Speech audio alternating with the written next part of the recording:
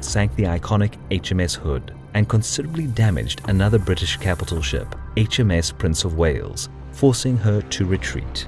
Both German vessels saw great elation among their crews following the spectacular victory, but the commander of the battle group, Admiral Lutyens, was already preoccupied sketching plans for the immediate future, as he had no doubt that the threat posed by the Royal Navy was only temporary. So the chase group under Admiral John Tovey had reliable information on the German positions.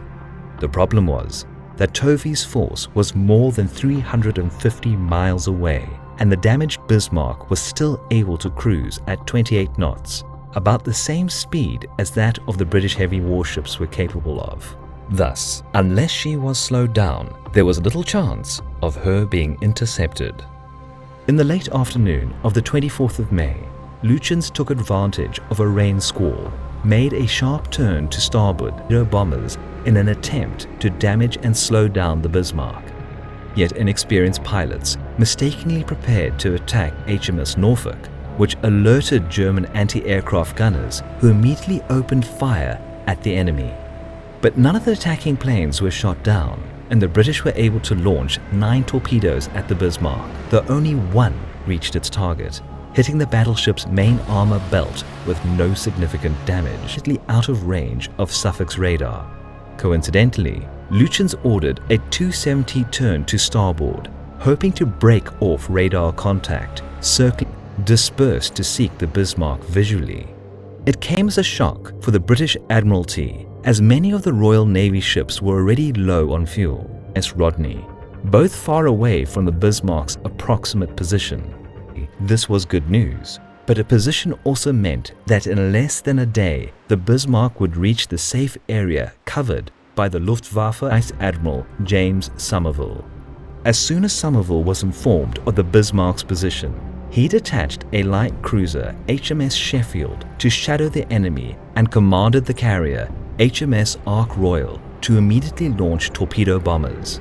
But the first squadron was not informed of Sheffield's orders and mistook it for the Bismarck. Luckily, the drop torpedoes were equipped with new yet unreliable magnetic detonators, and HMS Sheffield remained unscathed. Subsequently, the second squadron of Swordfish was launched, but this time equipped with older contact detonators. On this occasion, the aviators picked the target correctly, and despite heavy anti-aircraft fire, the torpedo attack finally yielded some results, locked at a turning position.